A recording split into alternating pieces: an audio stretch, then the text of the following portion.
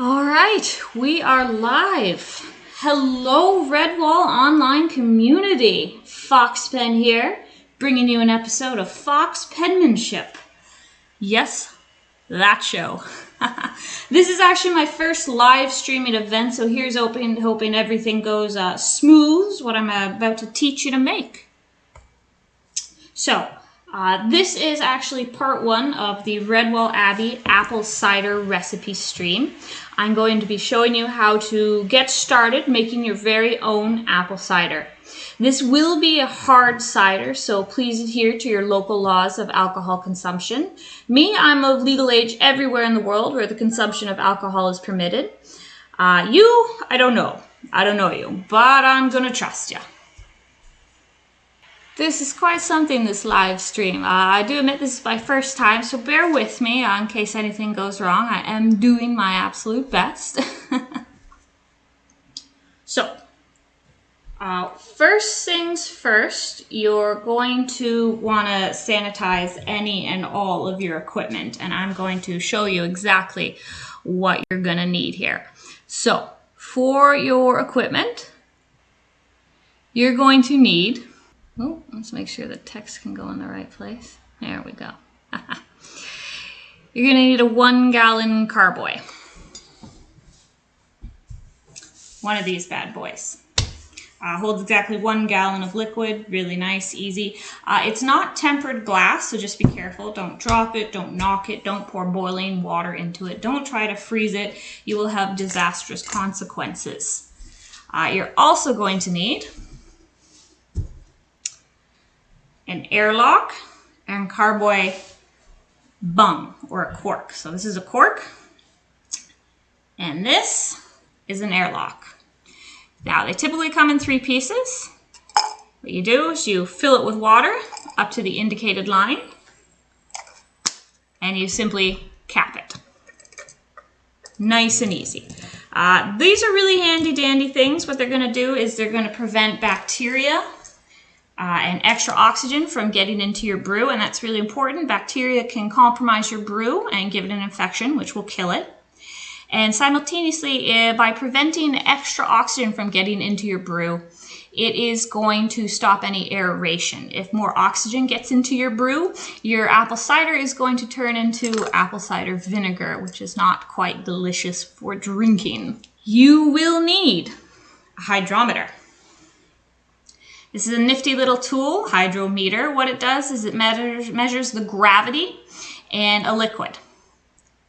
So what you do is you put it in the liquid, and this one, I'm not sure if you can see that quite properly, has several scales on it, which will give you an original gravity, or depending on what measurement you're taking, a final gravity. Basically a gravity reading, let's just leave it at that. And that will help you determine the alcohol content or potential alcohol of your brew. You will need a turkey baster. You will need a funnel. You will need a beaker. A tall glass will work, however, this beaker is just, it's cheap, it's easy to clean, it's science-y, so that's pretty cool. And your hydrometer has a better chance of fitting into it. You're also going to need some sanitizer, and this is really important for your, let's get those up there, to make sure that all your equipment is sanitized and you don't fall prey to a bacterial infection. You can use Star San, or you can use povidone iodine, also known as iodophor. Follow the directions on the back to make sure you're diluting this properly. This is a no-rinse agent. So what that means is if you've diluted it properly, and it's about 3/4 teaspoon per gallon. So if you fill carboy up with water, add 3/4 teaspoon, give it a shake, leave it for 10 minutes. You have hospital level sterilization. And what you can do is you can then pour that water out. You can still use it to sanitize all your other equipment. And then you can just drain your carboy, or give every bit of your equipment a quick flick, get some water off. And then you can use it right away. You don't want to take a tea towel to anything. You don't want to rinse anything out with tap water. That isn't sterile, especially the hand towel. And you don't want to fall prey to that bacterial infection. I'm just going to make sure everything can hear. I notice my camera function isn't quite up to snuff. Not sure about that. Just brace with me for 1 second while I try and figure out what's going on. Says it's running full blast on my end. Maybe that'll just sort itself out. I hope. Stream, everything looks good. Not entirely sure why it isn't working. Sorry about that. We'll try our best to figure it out. Hi Earth, how you doing? Sorry about the lag. I'm not entirely sure why it's doing that. According to my specs, it should be working properly. Just gonna do a quick check, make sure, see if I can't fix everything. So you can tell I'm completely new at this whole live stream thing. See if that helps. Bear with me for 1 moment, everyone. Sorry about that. Like I said, this is my first time. We're gonna get to our ingredients. To do this, you're going to need about 1 to 1.5 cups of sugar. The sugar can be any kind of sugar you like. It can be table sugar, white sugar, brown sugar, beet sugar, corn sugar, lactose sugar, whatever sugar you like to eat or think you would like to drink, use that.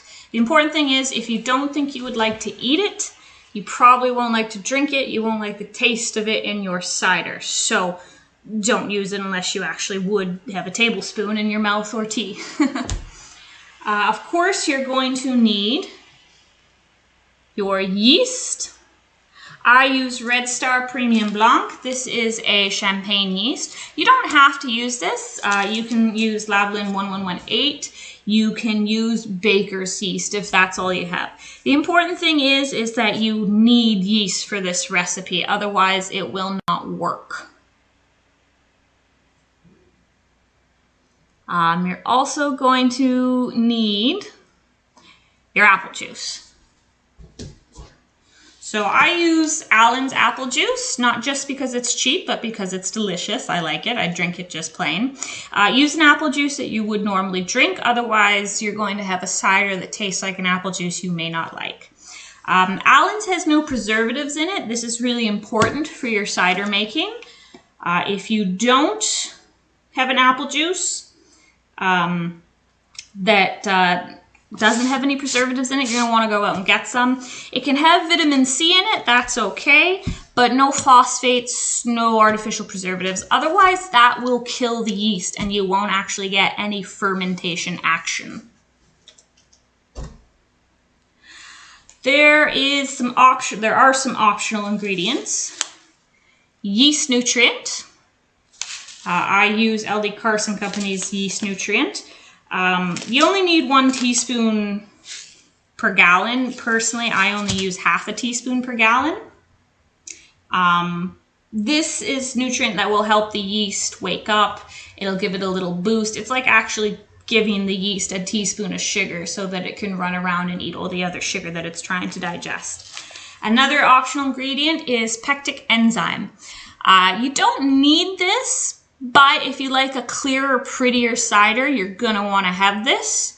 It breaks down all the pectin, of course, and makes the cider nice and clean. Again, you only need about 1/4 teaspoon for this. So those are the optional ingredients. You don't need them, again, but they help. There we go. There's a full list of ingredients up on the screen. I'm not getting any error messages from YouTube, but Samuel is telling me things aren't going so well on his end. I'm not entirely sure why that is. I apologize.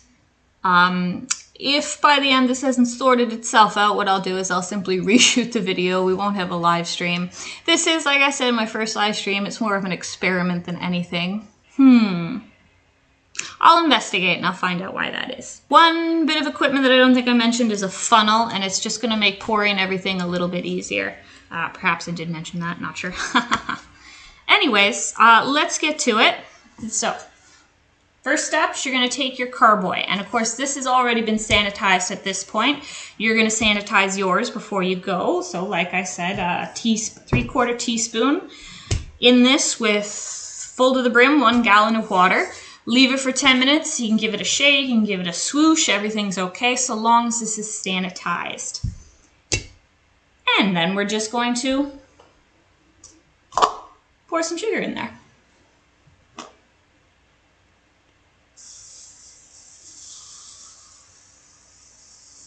So you're going to want to start with a cup of sugar. A little bit more.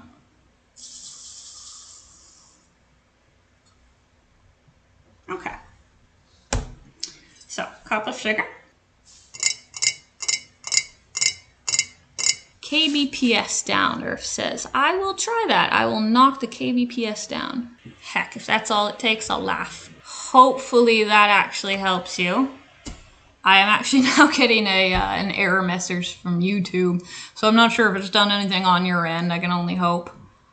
Sorry about this, everyone. I will do a whole other video showing you. Just in the meantime, if you like to listen, go right ahead. Otherwise, I will be posting this, and I will be posting a proper video minus the technical difficulties. Anyway, so we've got a cup of sugar in our carboy, and the next step is very, very simple. We're going to pour our apple juice in there. Now, if you don't have fresh yeast, what you can do is you can put a little apple juice in a cup, and then you can put your yeast in there. You're only going to need 1/5 of a packet of yeast, so that's about a gram. Yeah, this Red Star Premier Blanc that I have has 5 grams, so I'll be using exactly a gram. You can eyeball it. If you use 2 grams, that's okay too. If you really don't feel like being meticulous, what you can do is you can just use half a packet. Either way, it doesn't make too much of a difference. It's just going to really determine how frothy your cider is when it's fermenting. So I poured 1 liter of apple juice in my carboy.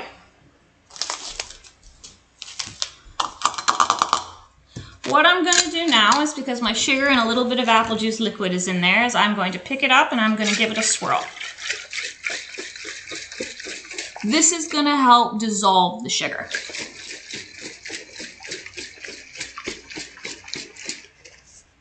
All right. And now what we're going to do, keep pouring that apple juice in there. Let me take off the equipment list and the ingredients list. We don't really need that stuff anymore. Especially if you can't see it. Jeez, the way this is going, you think I was an amateur.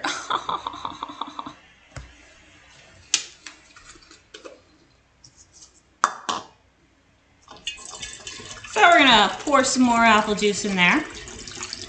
Now your carboy is going to come with a shoulder, so that's where the stem starts to curve up into the actual stem of the carboy. You don't want to leave too much head space in there, but you also want to leave enough that when it froths up, it doesn't froth off too much. That will make a bit of a mess, which is, well, an inconvenience, that's all.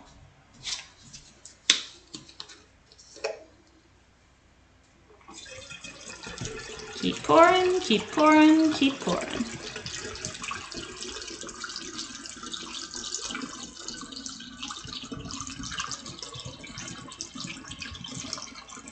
Okay, so I put in 3 liters, 1 more ought to do it. I'm going to take a quick pause, and what I'm going to do is I'm going to get my sanitized beaker and my hydrometer.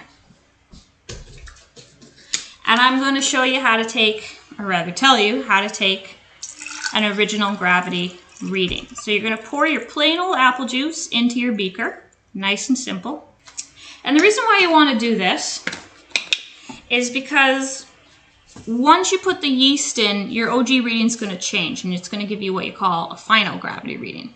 It's not really your final gravity reading, but what you do is you take your final gravity reading, you subtract it from your original gravity reading, and that gives you your estimated ABV, which is your alcohol percentage. So you stick your hydrometer in the filled beaker, give it a little spin just to get rid of any of the bubbles. And the natural sugars in this, have it at 1.030.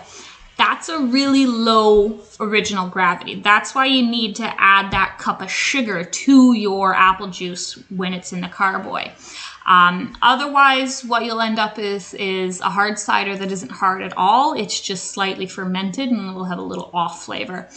If I were to just add yeast to this apple juice right now, I'd probably get a 1 to 2% alcoholic hard cider, which is not very impressive. So you take the hydrometer out of there, add the apple juice from your beaker right into your carboy, and then you just pour in that last 1/4 liter.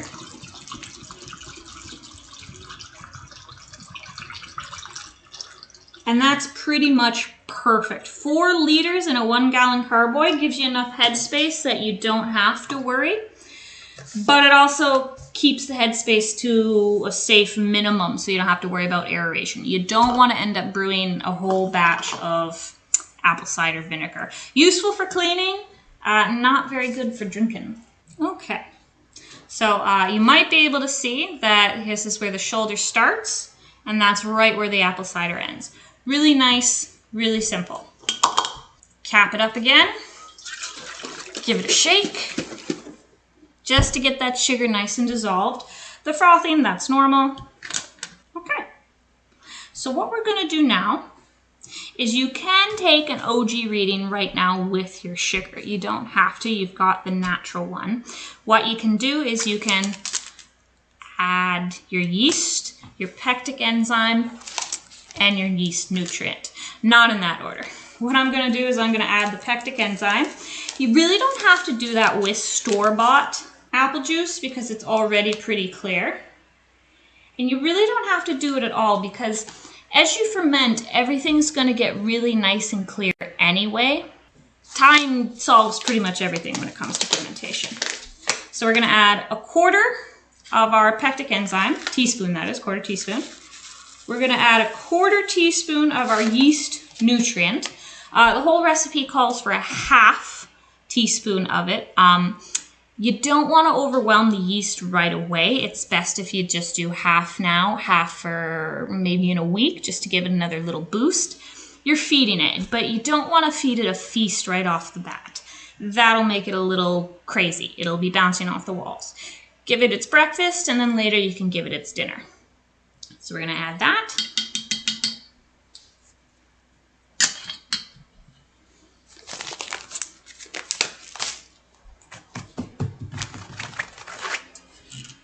Make sure the cap's on tight, give it a little swoosh. You know, you can't see me, I gotta point out, this is technically still a podcast.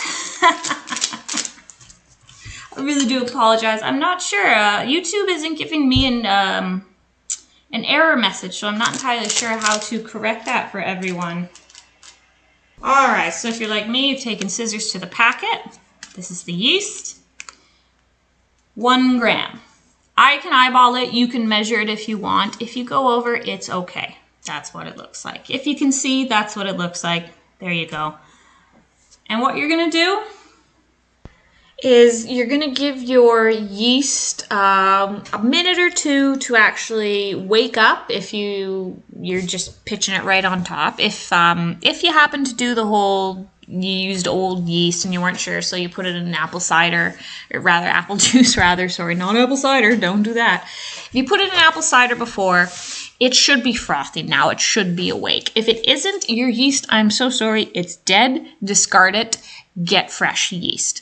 So right now you're gonna pitch your yeast right on top of your cider, and you're gonna leave it there for a minute or 2, and then when you start to see it start to bubble a little bit, you know it's active, you know it's starting to wake up, and it's gonna get hungry, and it's gonna start eating the sugars. So we have an OG gravity reading of 1.030. I know this is really low. What I should have actually done before throwing the yeast in is I should have added a little more sugar. What I'm going to do now is I'm going to add 2 cups of sugar 2, I know, right? We're gonna do a 3 cup of sugar batch of cider. It's gonna be very sweet. That's okay. I'm using a dry champagne yeast. This is gonna help sweeten it up. And in the end, it's also gonna help carbonate that as well. I'm gonna get into carbonation a little bit later. So we're gonna pitch the yeast. And if you haven't pitched your yeast yet and you have an OG rating of less than 1.050, add your sugar before the yeast. This doesn't really affect it at all. When I first started brewing, I'd add yeast and then I'd shake everything up anyway. It's just very traditional that you pitch the yeast and that's kind of the last thing you do. You don't really have to do that. Yeast is very forgiving. Fermentation is very forgiving. What you're going to do, so add your 2 cup of extra sugar. So that'll make your batch 3 cup of sugar strong. Woof. You're going to take an extra OG reading if you want. You don't have to. I did. And what I got is 1.060. So that's going to be about, and we are rounding, 4%. This is estimated alcohol by volume. That's what ABV means. Once you've added your sugar, you've pitched your yeast, what you can do is you can literally just, you're done. That's it. You put your cork and airlock on and you just tuck the cider away for 2 weeks up to a month. Pretty simple stuff. If you're like me and you actually pitched your yeast first, what you're going to do is you're going to add your sugar on top of the yeast. Oops. And you're actually going to give everything a nice swirl to try and dissolve that sugar. It just means, what's going to happen is it just means the yeast is going to cling to the sides of the carboy. That's okay. You just keep swirling it till it's all mixed up, and basically it'll just look like flat apple juice when you're done. That's okay.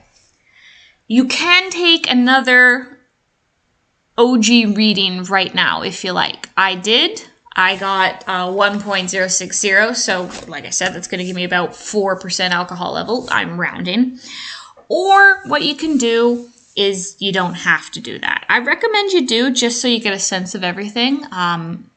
Gravity readings are really helpful when you're trying to figure out when fermentation is done and what your alcohol by volume, ABV level, is going to be.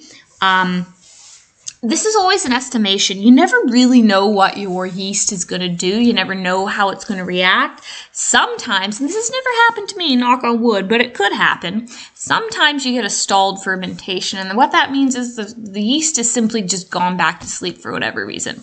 You can try and add a little more yeast. You can try adding a little more yeast nutrient. If that doesn't work, unfortunately, you're kind of stuck going back to square one. Chances are it's not going to happen to you. I've never had this problem happen to me before. I don't know anyone in my particular fermentation community who's actually had a stalled fermentation. If you don't want to stall and you just really don't want to start from square one, before you start brewing cider, what you can do is when you're purchasing your brewer's yeast, you can actually look for a yeast that is supposed to help restart fermentation. If you get a stalled fermentation, chances are possibly the room you've left your cider to ferment is just a little too cold. Room temperature is ideal. Room temperature is always ideal. Keep it in a dark place. All right, so you've added your extra sugar, you've pitched your yeast, you've corked it up with the bung and the airlock, which you have filled with sanitizer, not water. I want you to use sanitizer to fill your airlock. This is because water, with all its chemical treatments, you might have fluoride or chlorine in it. That's fine for drinking and all that. However, water can let bacteria in, and also fruit flies. You don't want fruit flies. Fruit wine, such as apple cider or even pear cider, sometimes you might get fruit flies in it. If you use sanitizer, it'll kill anything before it can get to it. Any live cultures that try and get into that sanitizer through your airlock will die in the sanitizer. So use sanitizer to fill your airlock. Cork your cider carboy. Put it away for 2 weeks to 1 month.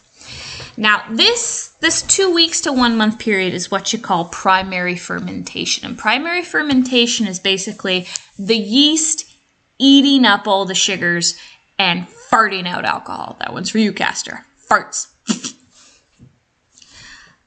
This is basically it. What your goal is to have the yeast eat all the sugar it can and then go dormant again. Now, you can tell primary fermentation, well, okay, you can get a sense of primary fermentation being completed because your airlock is going to stop bubbling, and you're not going to hear that noise every time air leaves the airlock. The airlocks are great because not only do they stop oxygen and fruit flies and bacteria from getting into your brew, but they keep the oxygen going out until all that your carboy is filled with is delicious alcohol. And apple, of course. Apple juice, very important. When you've noticed your airlock has stopped bubbling and your cider itself has stopped frothing, you're not going to see any bubbles rising within the cider itself. You're also going to notice this kind of almost sludgy, solid-looking disc at the bottom of your carboy. That's normal. That's just the yeast that has fallen. You want that. That's a good sign.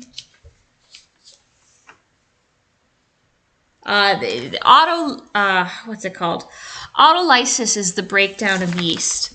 And the flocculate, which is when the yeast begins to slow down and drop out of the solution, that's what becomes of the yeast. It becomes this kind of gross looking disc at the bottom of your carboy. That's okay. That's perfectly normal. If you don't see that, something suspicious is going on. Anyways, so when the flocculate is formed and it's visible, when the airlock has stopped bubbling, when the cider itself has stopped frothing, now you're going to want to get out the hydrometer again and your little wee beaker and your turkey baster.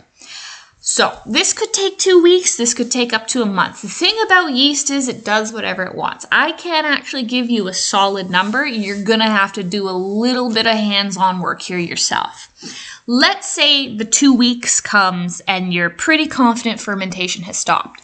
You're going to want to take your turkey baster and fill your beaker with this cider. And what you're going to do is take a hydrometer reading for 3 days to 5 days every other day. So Monday, Wednesday, Thursday, Sunday, Tuesday. If you're ambitious, 3 days is typically good. What you're looking for is a gravity reading that is consistent throughout every single test on every single day that you do this. That means that the yeast has stopped eating sugar. Fermentation is done. What you can do now is you can either rack your cider into a nice wine bottle, a couple beer bottles, and you can drink it right away, or you can rack it into another clean, sanitized carboy and enter secondary fermentation. And I'm going to do another whole thing on secondary fermentation because secondary fermentation is not a necessary step, but it's a fun one. This is the step where you can add more sugar if your cider is too dry. If your cider is too bland, you can add flavorings. I like to add a cinnamon stick to mine to give it a nice kind of cinnamon flavor. And you can age it like this. Think of secondary fermentation as like the steeping stage. You add more sugar and you add flavor and you leave it for another month or two so that it can get all those nice new flavors and that nice new sweetening ingredient in it. And it becomes a whole other creature. After secondary fermentation is done, you can rack it into your bottles, wine bottles, beer bottles, whatever you want, and then you can drink it, or you can bottle age it. If you bottle age it, especially if you found you've had too much cinnamon, which I've done in the past, then bottle aging helps mellow out that flavor, and you'll get a really nice smooth cinnamon and apple cider flavor. So that's pretty much it. All you have to do at this point is just tuck away your cider in a nice dark room temperature area and wait. That is the hardest part, is the waiting, because if you're like me, you're a very hands-on, tactile kind of person. You want to give it a swish, you want to see what's going on. Don't do it. Just leave it alone. Forget about it. Forgetting about it is your best chance of producing really good cider at this point. And that's pretty much it. That is the first step to making apple cider. That is how you complete primary fermentation. Now I'm going to make another video, and well, this is an audio video. We're back to poor podcasting format in full circle. I'll figure out the streaming thing, and I'm going to make another video, and I'm going to show you the whole how to do it. And I'm also going to make another one, how to rack and get into secondary fermentation, and then how to bottle. It will call for a few more bits and bobs of equipment. I have it, you don't, that's okay. Kijiji is your best friend. Go on Craigslist, get this stuff used. This is a really good time of year to do it too, because a lot of people who were fermenting over the winter have now realized, okay, I've done it, it was fun, I'm over it, this equipment cost me money, I'm gonna sell it now. Personally, I actually just picked up 9 carboys for free off Kijiji. That's a steal. That's literally a steal. I actually offered the fellow money because I felt bad about picking them up for free. Carboys can cost upwards of 25 to 30 to 40 bucks depending on where you get them. I'm not going to recommend Amazon. I'm going to recommend go to your local brew store, even if it's online. Why? Because the whole COVID pandemic, little businesses need your support. They need the cash flow. Brewing is an essential service, at least it is here in Toronto, Mississauga, the GTA where I am.